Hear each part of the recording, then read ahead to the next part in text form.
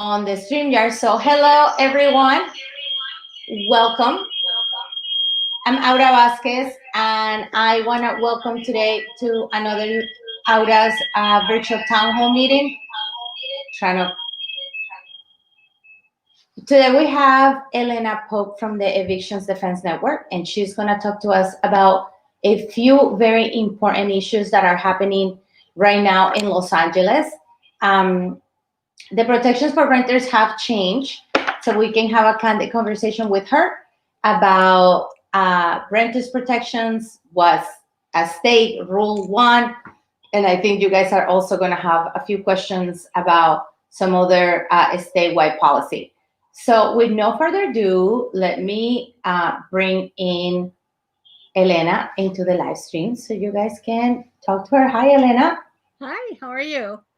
I'm doing great, thank you. Let me just fix my sound a little bit here. And Make sure that we are I'm all set. If you guys can hear me fine, just please put a heart on the comments and let us know that you can hear us. Okay. But other than that, how are you doing? How are you dealing with the heat?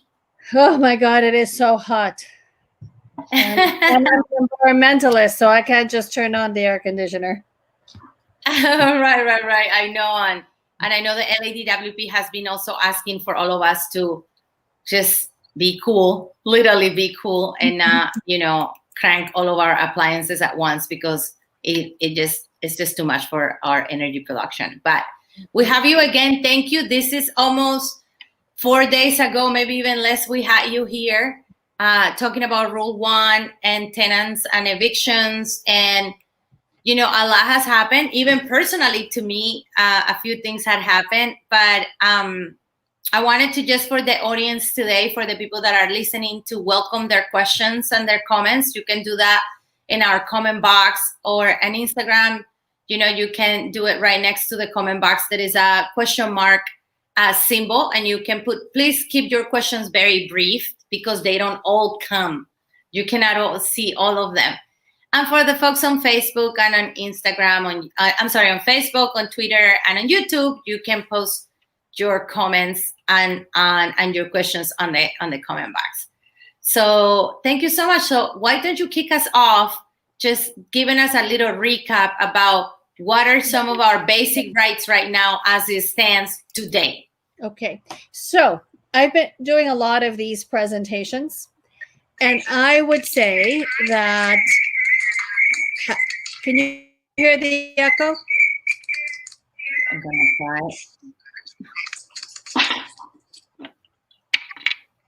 Go on. Keep going. Yay, that works.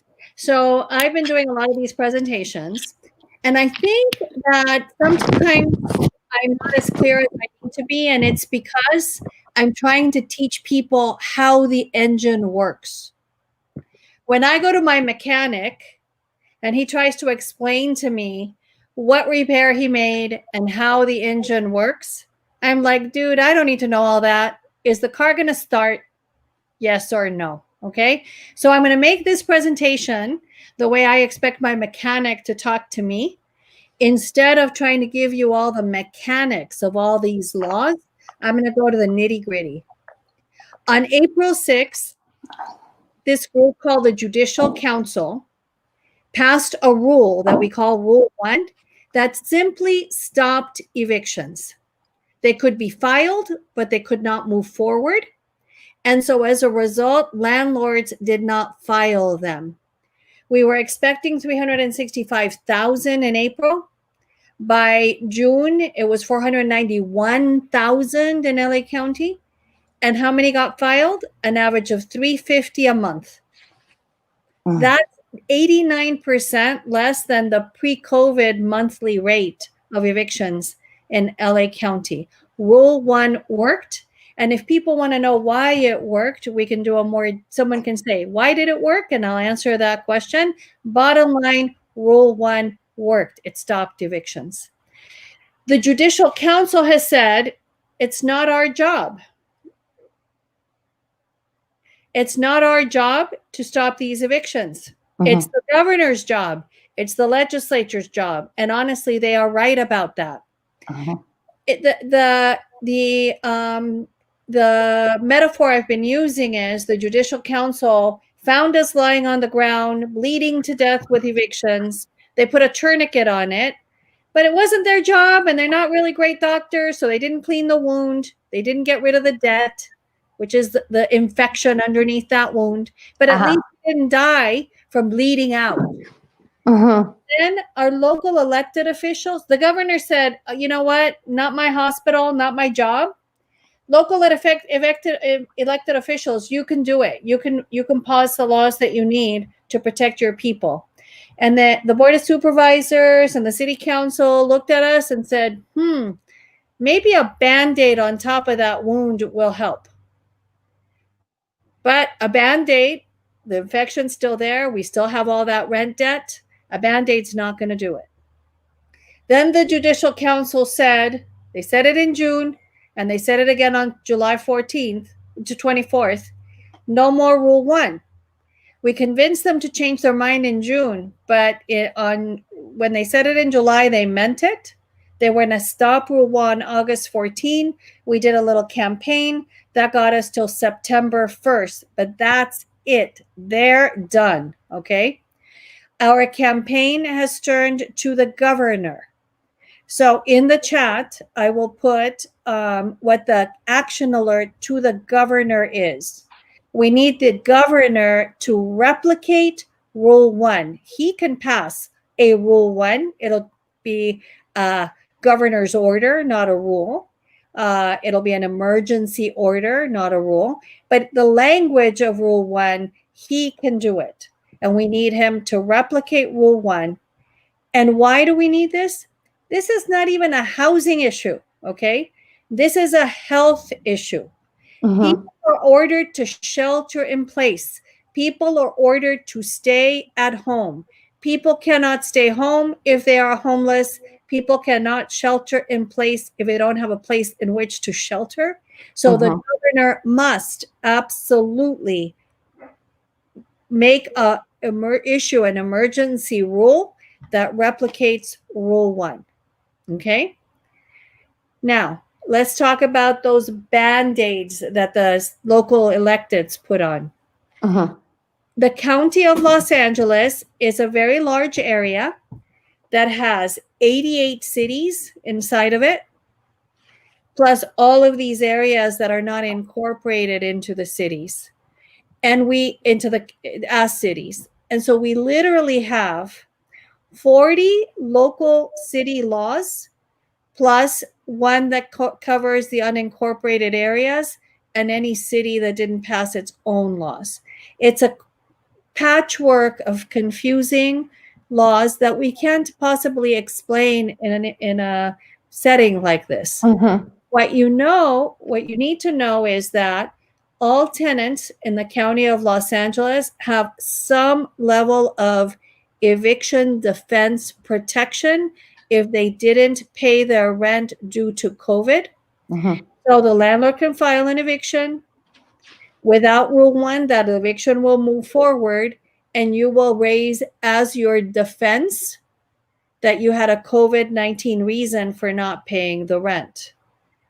And you have anywhere between 3 and 12 months, depending on where you live, to pay back that rent. Again, that infection under the wound is still there because most people won't be able to pay their current rent. I mean, that's been the most confusing thing, at least even personally for me, because I was one of those people that come by landlord, like a lot of other people that I know. I even advise all friends and family to do the same. If you lost your job, if you were cut hours or whatever the case was due to COVID-19, to talk to your landlord and work out a reduction of rent.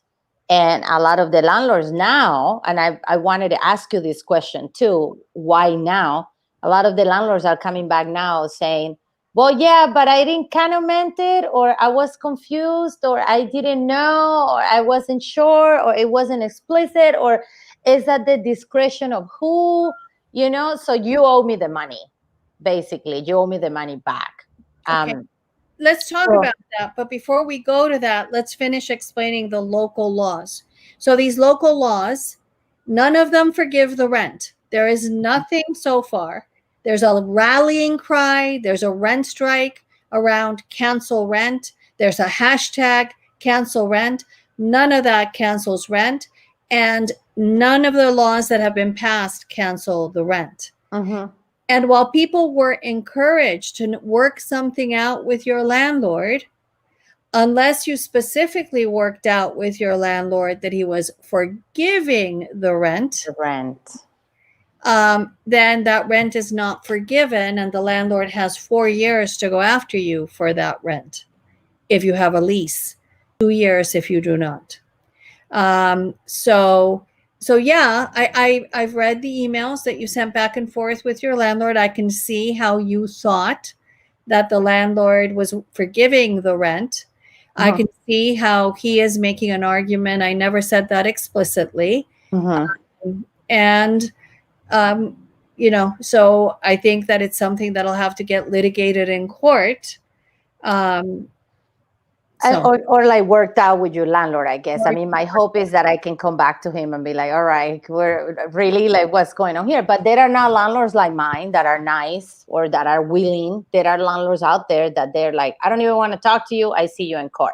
So for somebody that has a case like that, do they have any grounds? Like, do the renters have any, he said, I said, he told me this, I understood that. It's in the email says this and the note says that. Is that something that can people fight in court if they cannot negotiate for whatever reason with their own landlord? Here's how I would like to answer that. There are going to be so many cases in court that a landlord that doesn't work it out will be losing more money than what you owe them. So people have to keep that in mind. So here's how I see it panning out. The other thing on the horizon is AB 1436. Right, which I have it also here as part of our call to action. It's pinned on Instagram, and it's also part of the stream here on Facebook also. People need to call first thing in the morning their own representative and Senator Umberg. Well, because he's the only Democrat on the Senate Judiciary Committee. So tomorrow, the vote is in the Senate Judiciary Committee, and he's the only Democrat that hasn't committed to voting for it. So he's especially important. So we're asking people to call Umberg either tonight or tomorrow. Pass AB 1436. It must get out of committee tomorrow. What this would do is give everyone in the state 12 months to pay back the rent. So many people won't be able to. But if they're not able to, it can't be pursued in eviction court. It has to be pursued in regular civil court, probably small claims court. So the landlord can get a judgment against you, but no credit ding. And then the landlord has to collect it some way other than evicting you. Okay? So it has a lot of benefits for tenants. It also has some procedural benefits, like instead of having to file an answer in 5 days, you have 30 days to file an answer. And if the landlord is ridiculous enough to file in eviction court, instead of you having to prove that you didn't pay for a COVID-19 reason, they have to prove that you didn't have a COVID-19 reason. So it puts the burden of proof on the landlord. And so for all those reasons, we really need AB 1436. So people should be calling. So you should be calling the senator, the governor, to say, replicate Rule 1, sign AB 1436. And you should be calling your assembly member and your senator, support AB 1436. Okay. Perfect. Yeah, I also, it's also it's also going around so people can take notes. Yeah, sounds good. So now let's talk about how it's going to pan out. Okay. So let's assume we get 1436. Actually, no, let's do it without 1436. No 1436, just working with what we have now. If you live in a city that has 12 months to repay, I'm hoping that the landlords will be smart and that they won't start filing evictions till the 12 months are over. Why should they be smart? Because if they file early, lawyers like me are going to be able to go to court and say, sorry, COVID-19 reason not to pay the rent. You lose. Mhm. Have to start all over. So smart landlords will wait for the repayment period. And in most of the county, that's going to be 12 months. Okay. So they wait the 12 months. At the end of the 12 months, though, if you were not able to pay your rent, eviction court. Okay. So we will see this the third tsunami of evictions. So the first tsunami should have come in April and in May and in June, and it didn't come because of Rule 1. Right. The second tsunami will come September 2nd if the governor doesn't replicate Rule 1. Mhm. The third tsunami will come when that 12-month period is over. 12 months are over, and people who were not able to pay will get a tsunami of evictions. Then, if we pass AB 1436, we won't get a tsunami of evictions because those cases will be filed in regular court. And while it's not good to have the debt, it gives us time to figure out other solutions Right. for getting rid of that debt. So, should your what we are planning to do, I hope, but I don't try, I do. And what we are going to do is, right now we have an outreach and education campaign that launched on Monday. That outreach and education campaign is being funded by the county. Mhm. The money went to the Right to Counsel Coalition. Right. We launched a campaign called Stay Housed LA. Stay Housed LA. You're going to be seeing billboards, social media, radio buys, earned media about Stay Housed LA. And what do we mean by that? Having trouble with your landlord? Work it out. Be strong. Don't move. Don't panic. Mhm. Stay and fight. Can't pay your rent? Don't panic. There's protections for you. We're fighting for protections. We already have some. We're fighting for AB 1436. And in the next legislative session, we will fight for more. So stay housed LA. Don't chicken out. Don't move out. Don't get pressured to move out. And here's where you can get help. So it's outreach with some legal support so that you can get help. Okay, that's phase 1. Phase 2 is going to be recruiting leaders in the community, natural leaders, our church leaders, our rabbis, our priests, our ministers, health clinics, schools, the immigrants' rights movement, any organization, the unions,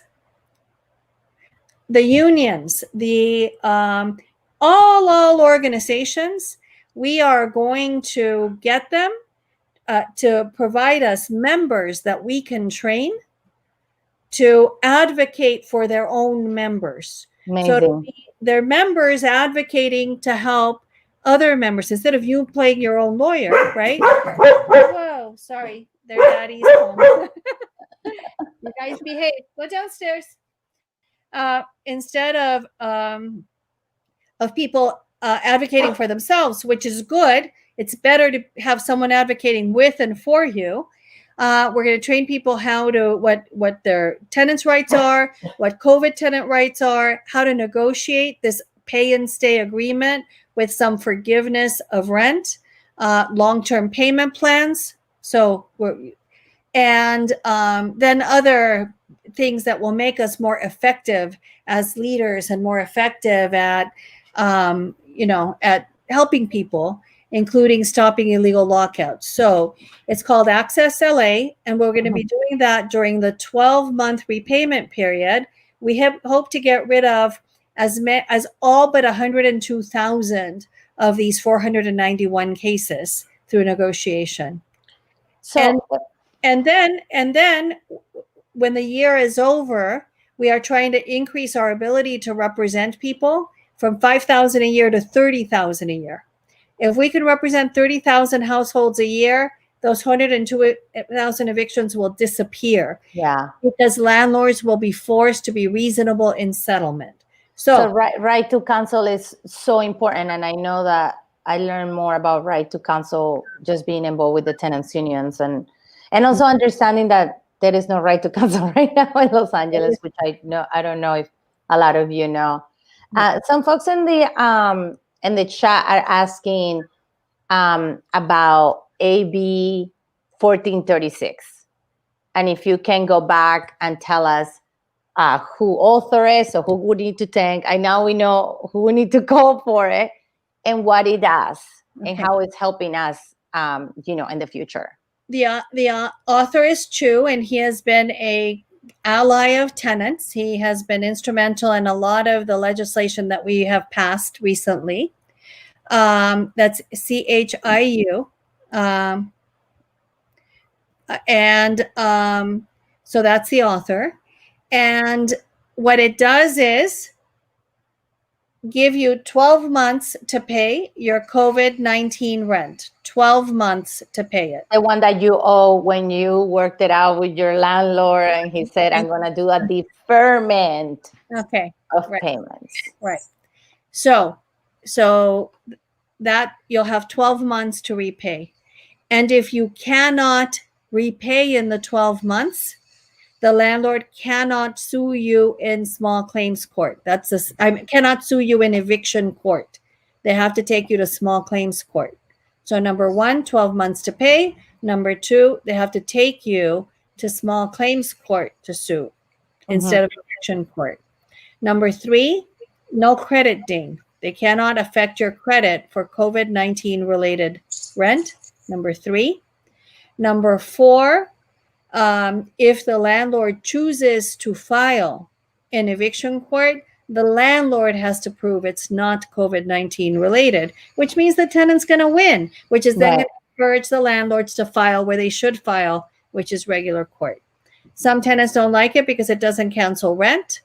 I'm urging people to encourage that we vote for it, because then in the next lesson, we need to support it. We need to fight for it.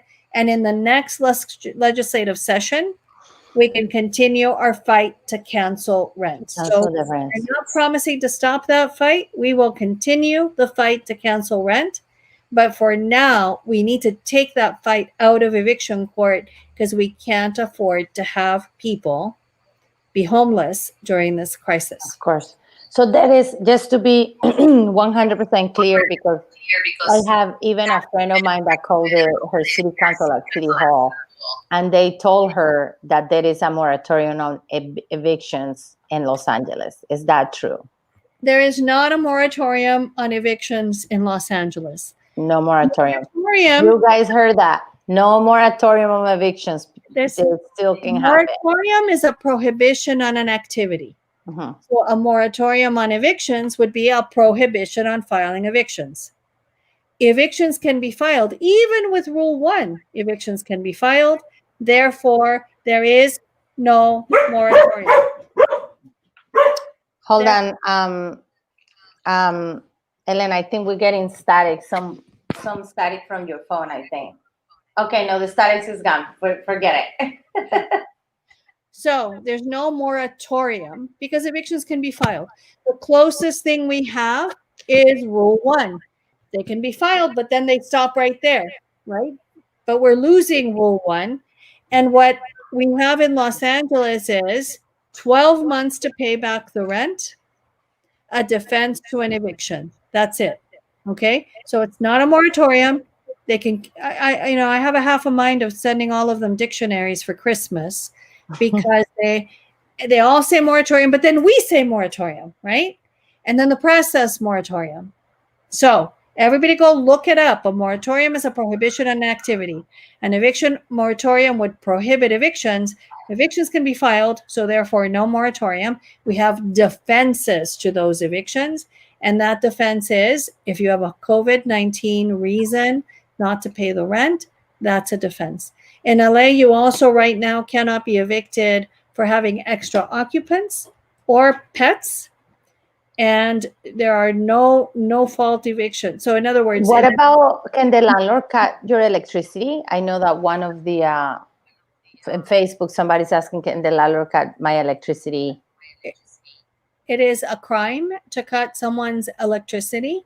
If you live in the city of Los Angeles, you should send what's called a private right of action letter.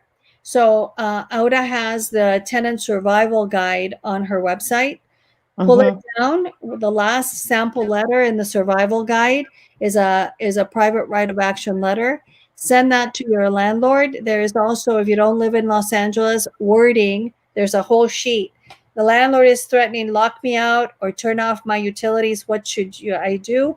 And there's step 1, step 2, step 3 that you can take, and the language that you send to the landlord to get those utilities back on. You can also send an email to askanattorney@edn.la. We are a little backed up, so you have to be patient. Okay. And on that note, I do want to tell a story from today. Okay. And this is on being patient. We're a small nonprofit. All the legal services are doing what they can do. And there is just more need than we can handle. And we're prioritizing. So we prioritize illegal lockouts, illegal utility terminations, sheriff's lockouts, and then everything else we're taking in the order in which it comes in. Today, I've got this woman hounding me on text, right? And she led me to believe she had a notice to vacate from the sheriff. Not cool, right? Not cool, because we have 6 notices to vacate from the sheriff that we're dealing with right now, 3 illegal lockouts. If I'm wasting my time on someone who doesn't have that, then one of these other people is going to be homeless because someone who couldn't wait patiently wasn't able to wait patiently. Another person has a 3-day notice. They're accusing him of false things and disparaging his character. It's just words on a piece of paper, right? And so I tried to explain to him, it's just words on a piece of paper. No, I need to have this handled right now. I'll pay you. Okay. Now, I guess, we need donations. I could have put him on payment, but then that would have been one of those other 6 needy families. There was no more bandwidth, wouldn't have been helped. So I said, no, you need to wait your turn because we are at capacity. We can't possibly take on a 7 case for today. Okay. And he got very mad at me. So everyone needs to realize we are a ship.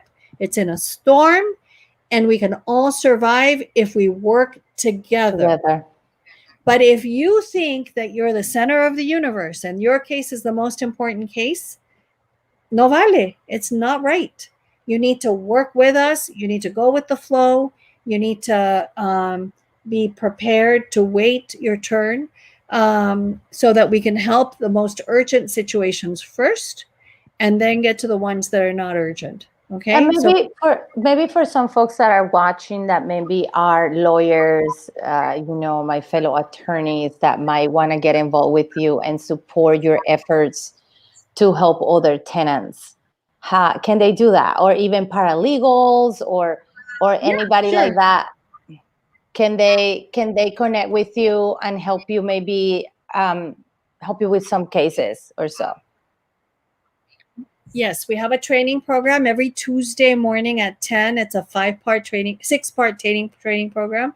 It started last week, but the meat of it starts this week. So tomorrow at 10 o'clock.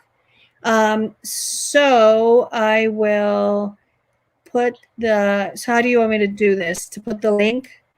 I'll send it to you, and you'll send it in the comments if you want, and I'll transfer it also to Instagram for the comments. If you are an attorney, if you are a paralegal, if you have an attorney friend, if I'm not sure if you're related to any attorneys that can help.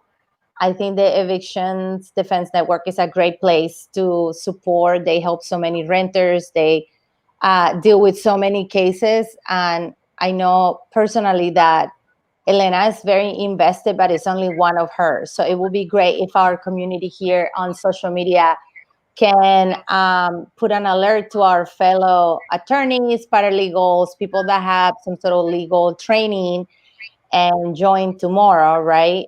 Tomorrow morning, Elena. Tomorrow morning.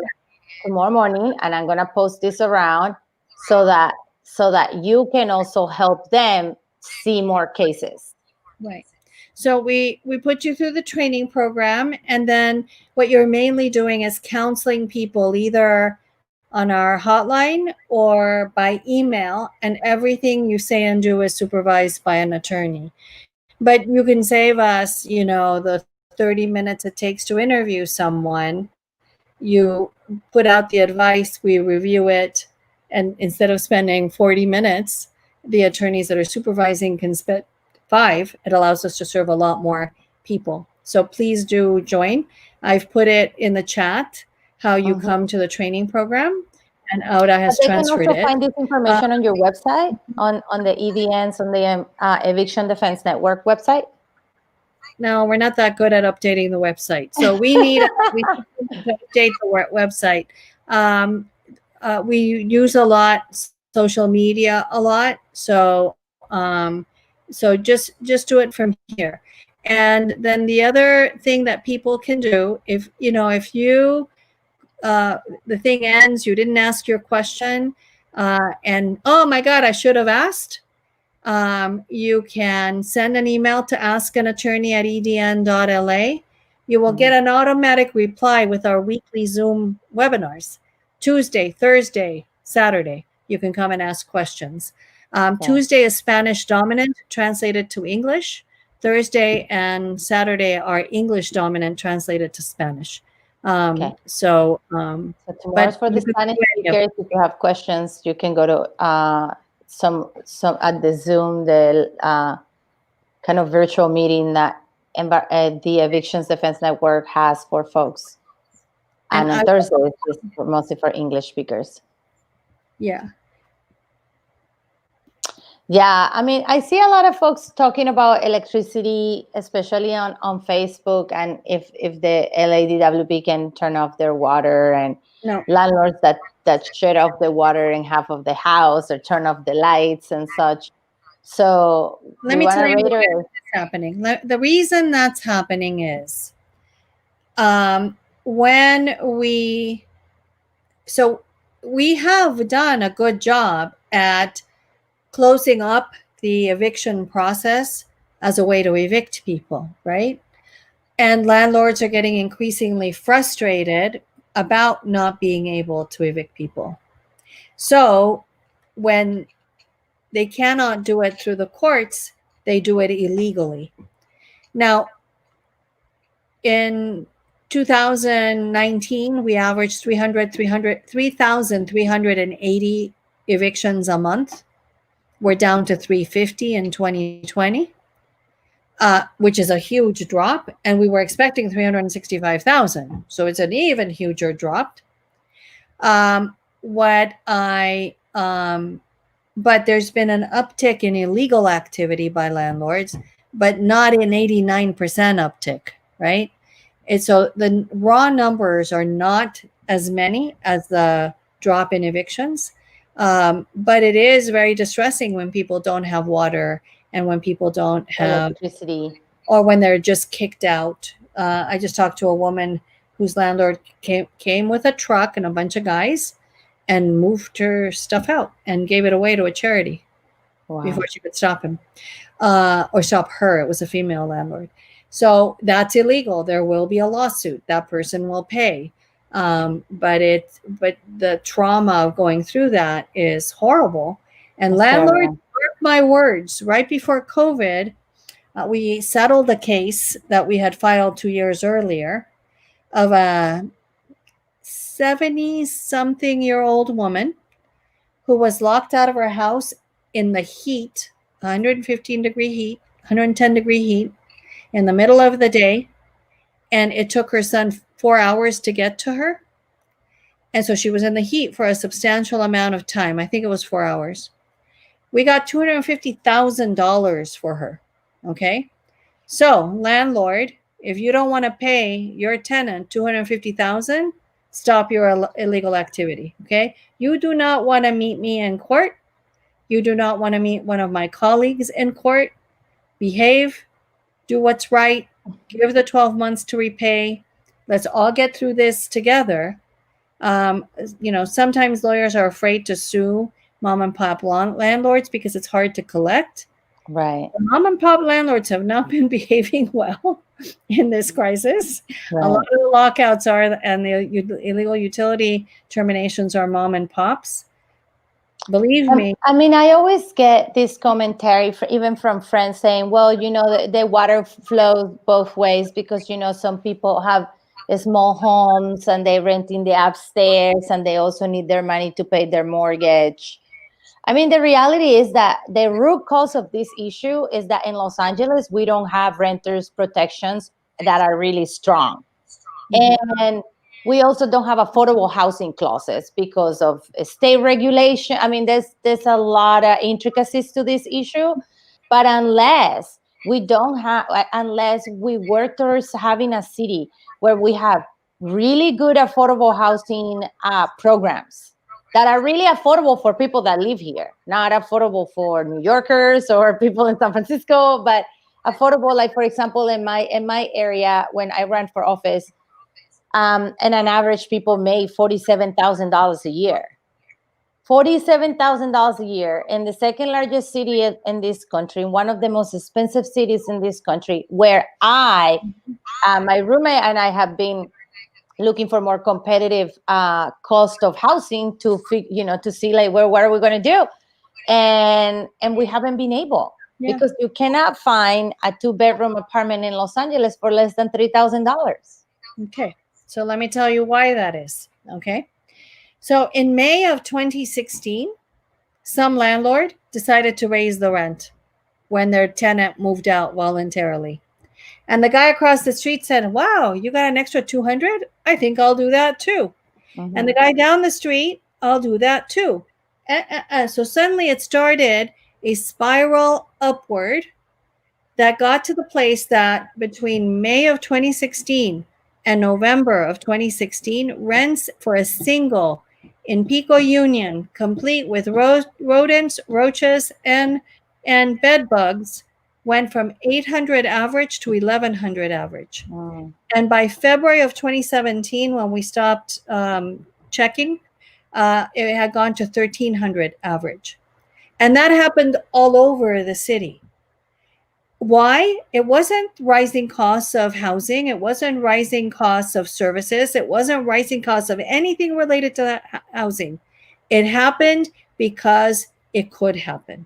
Mm-hmm. It happened because the spiral, a landlord asks for 200 more. If you're willing to pay it, then they're going to get $200 more. And if you don't have any choice, well, you have to. That's the other thing. Tenants do have a choice, but they have to be organized. Tenants have to refuse in an organized fashion paying these exorbitant rents. Okay. If tenants did not pay the exorbitant rents and organized together, we could roll rents back to what they were in May of 2016. And maybe we'll give them cost of living adjustments, right? Mm-hmm. But honest to God, there is no reason for rents to be as high as they are in LA other than landlord greed.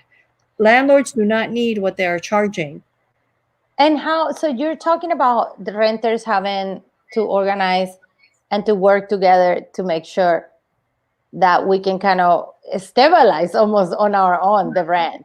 So how can one do that when you are a month ahead of like moving from one place to the next? I'm talking about this. I feel like this is everyone's case, like everyday case is something like this, where you're like, okay, this is too expensive, or I need to go because my list is up and I'm going to find something and I can't find anything. So what are the tools? What are the things that one can do to help stabilize the rent when you're in that case?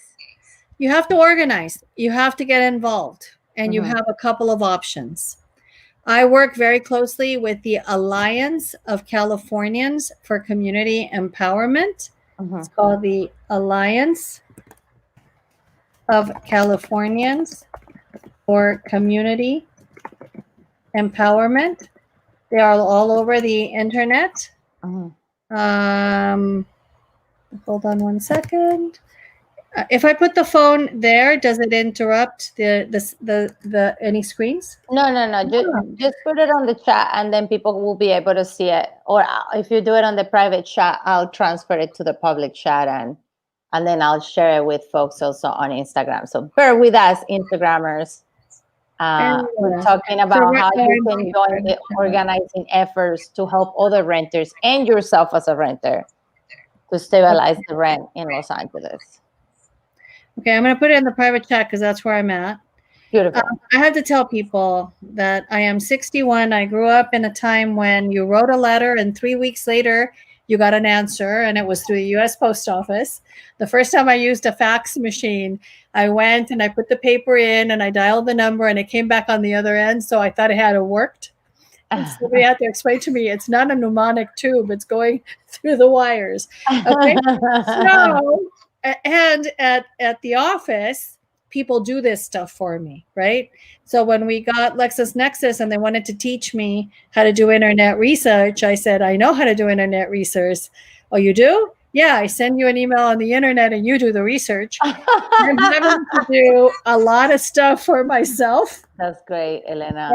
And I think I'm doing. Just put it in the private chat, and I will be sure to share with the Alliance of Californians for Community Empowerment. Great organization. I work with them very regularly. I love ACE. And I recommend ACE. There's also Tenants Together. They also organize statewide. So ACE organizes locally and statewide. And there's also the tenants unions. And I think what people should do, the email that I've put out is the Autonomous Tenants Union Network. And that network is a network of all of the tenants union from all over the country. Elena, I lost you on Instagram, just so you know. Not sure why you're not there anymore. You're right. That shouldn't be hard to just go back in there and watch and join again. Okay. Let me just do this other thing. The biggest tenants union in Los Angeles is the LA Tenants Union. I can put that on the comments. Don't worry. Okay. So please join all of those. So let me try to go back on Instagram. Yes. It's funny. It's a problem with my internet, maybe. Internet. Yeah. Actually, I'm surprised I'm still on the computer then. Hi. How are you? Yeah, the Instagrams are like, what happened? Give it a second. Elena is going to join us again here on Instagram. So actually, hold on one. Let me see if I can do something with the modem. Or don't worry about it, Elena. It's 6:47. I think if you can join, it'll be fine. Okay. All right. No need to restart the modem right now. Okay, then. Other questions then?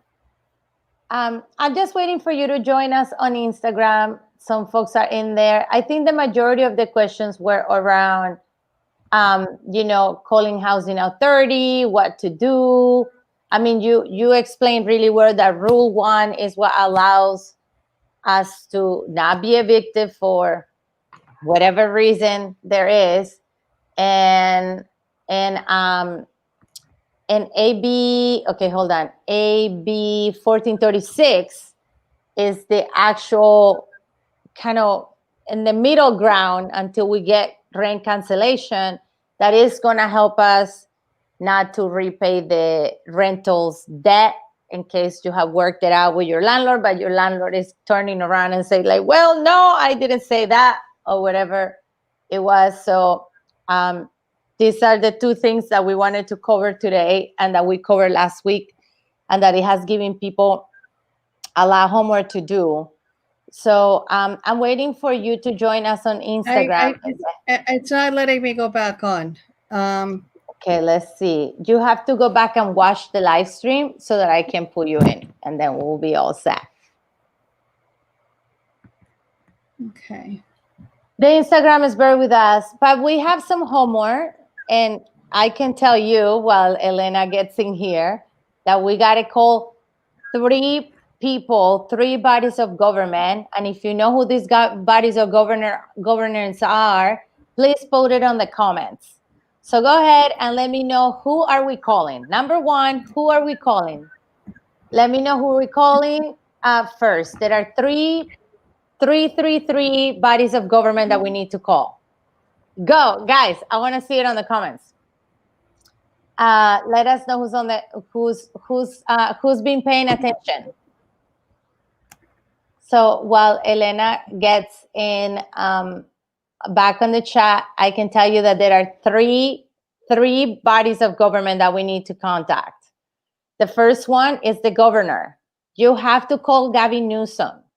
He might be handsome. He might be great. You might love to see him on the press conferences, but he's the one that can. Thank you, Be the Change CMG, for posting that. He's the one that can definitely bring back or replicate rule number 1. So, okay, we got Gavin Newsom. Who else do we need to call? Come on, guys, we can do this. On Facebook, too. Don't be just watching me and not saying anything. Who's our second body of government that we need to call? Exactly. We need to call assembly members. So if you don't know who your assembly member is on the comments here on Instagram and also on Facebook. So go ahead and call your assembly member. You also need to call your senator to ask them to support these 2 rules. If you are, maybe you are like my landlord, that he is both a renter and also a landlord. And it's a difficult situation, guys, but this is a win-win situation when we all work together. And for Instagram, folks, I'm still waiting for Elena Pope from the Evictions Defense Network to join us here on Instagram on her phone. And we just got to tell them a couple of things. Number 1, they need to replicate rule 1. And number 2, you guys go ahead and tell me we need to pass AB 1436. And this is what's going to allow renters to have some time to repay the debt that you might be owing your landlord. So this is super important for a lot of us renters that might be having, a hard time, paying rent, or maybe for those that just lost their job due to COVID-19, that maybe got sick. So super important. What else do we need to do, Elena? So I'll repeat it on Instagram since you haven't been able to join us. Actually, the problem is with my phone. My phone got so hot that the screen froze, and I turned it off. And I think it's what we should just do it this way. Honestly, that is exactly. Call the governor, replicate rule 1. Call the assembly and the senator, pass 1436. And then join a tenants union or ACE or Tenants Together or any other of the many organizations. In the survival guide, there is a page that says, do you want stronger laws? Here's all the organizations you could possibly join. And people just need to get active. So I'm just going to repeat reiterate what Elena is saying. And my favorite hashtag that I always use on all my posts is get involved. You all need to get involved. And whether you are in a certain bracket or another, I have friends paying for housing for $10,000 and I have friends paying housing for $500.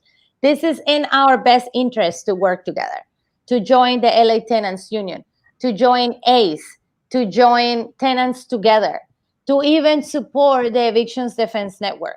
If you have a strong voice, if you have a big following, if you are an influencer, if you just know a lot of people in your community, encourage them to get involved too, because it's going to be all of us working together, making this happen. Maybe one day you're not going to be a renter anymore. And like I said, a lot of people have contacted me saying, well, I'm a renter, but I'm also a small landlord, and that's not fair. And what I still have to pay my mortgage. And we are in extraordinary times, guys. People have seen their jobs disappear, their industry completely disappear. Friends of mine in the entertainment business that owned clubs, restaurants, festivals, like all this stuff in the United States has completely be done. And I think as we, and this is not the topic here, but as we support renters, small landlords and mortgages to also have a relief as well. So that's all I wanted to say. Elena, we're almost on top of the hour. We have about 5 more minutes.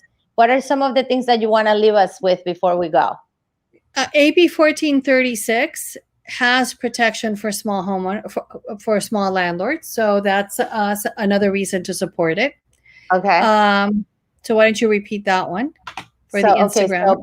So AB 1343 also has.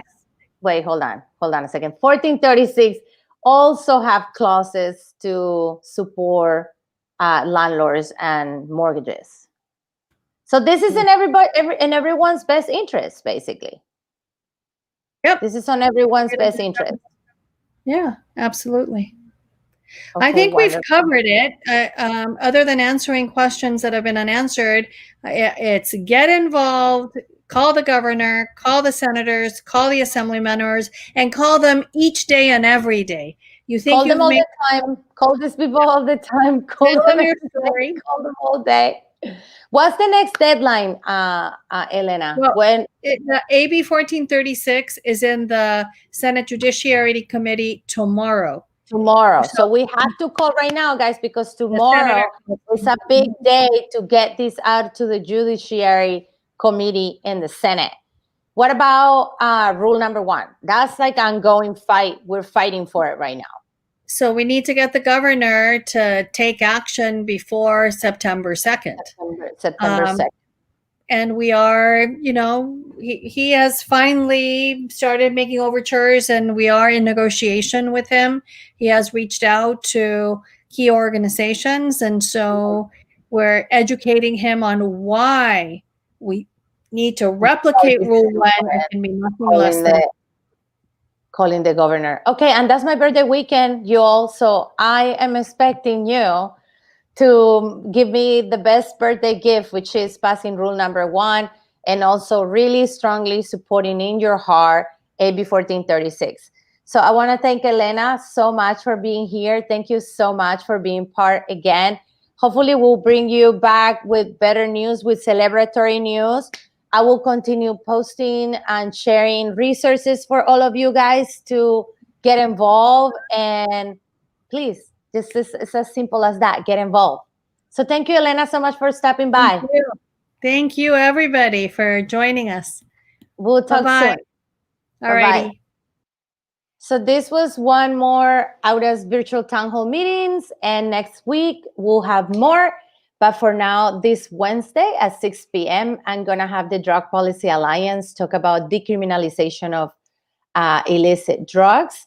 I have been a very strong advocate around decriminalizing drugs and making sure that we are not utilizing this as a tool to continue the institutionalized racism that is already in law enforcement and in our jail system and such. So join us on Wednesday at 6 p.m. I will be so honored to see you. Thank you so much for joining me, and have a wonderful, wonderful Monday. Bye-bye.